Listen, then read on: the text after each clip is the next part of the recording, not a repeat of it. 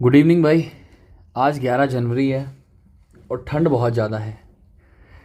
ऐसा ही ठंड का एहसास ए और बी को हुआ और ये इस ठंड को उतारने के लिए जो है एक ग्राउंड में गए जहाँ पे इन्होंने दौड़ लगाने का फ़ैसला किया ताकि भागेंगे तो थोड़ी ठंड कम लगेगी, ताकि बॉडी हीट प्रोड्यूस करती रहे। अब जब ग्राउंड में गए तो वहाँ पे एक सर्कुलर ट्रैक था जिसकी जो लेंथ है वो कुछ 400 मीटर थी।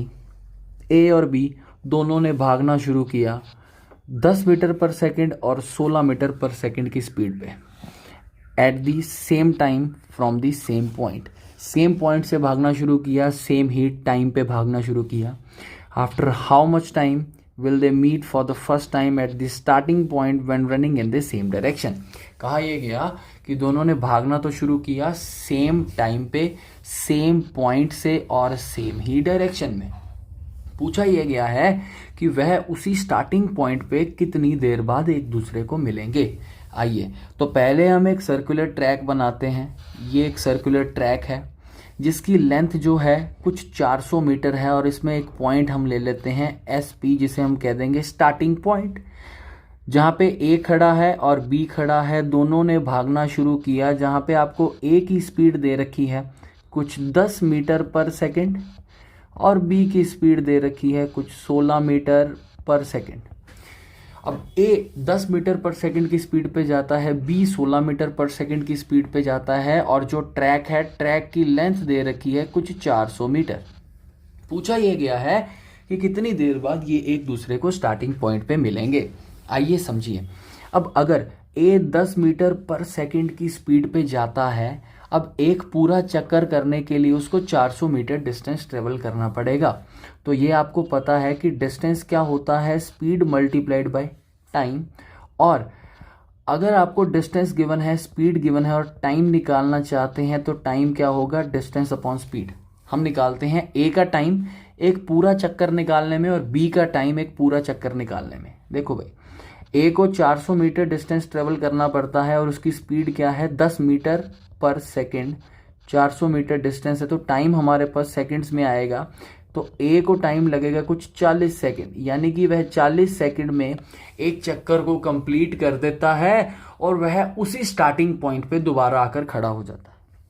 अब अगर बात बी की करते हैं तो बी को भी डिस्टेंस 400 मीटर ही ट्रेवल करना पड़ेगा, बट उसकी स्पीड कितनी है 16 मीटर पर सेकंड। तो टाइम ऑफ बी जब हम निकालेंगे ये भी सेकंड्स में आएगा। 16 इंटू 2, 16 इंटू 5, 80, 25 सेकंड लगेंगे किसे, बी को एक चक्कर पूरा करने में।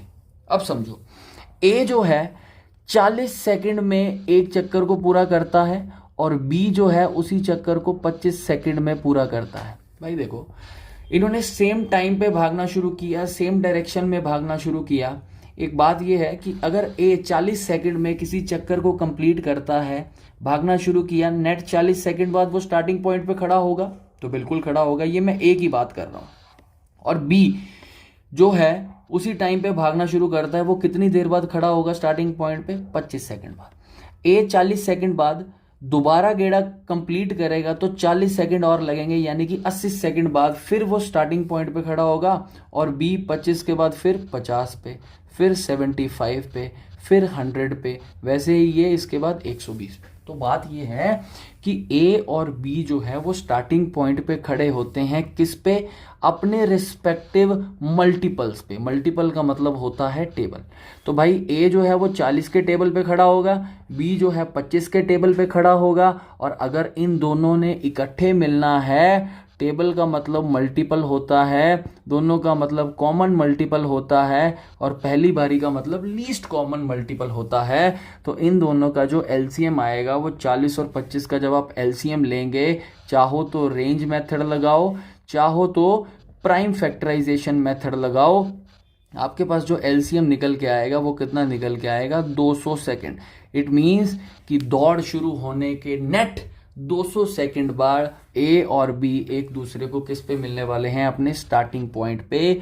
तो बात ये थी कि ए जो है वो अपने मल्टीपल पे जाएगा, बी अपने मल्टीपल पे जाएगा, टाइम के मल्टीपल पे। तो दोनों का टाइम निकाला, एलसीएम लिया, आंसर 200 सेकंड आया, आंसर को मार्क किया और अगले क्वेश्चन की तरफ बढ़ जाएंगे। ये आज का क्वेश्चन था। बढ़िया लगे तो लाइक कर देना, चैनल को सब्सक्राइब कर देना। Thank you so much.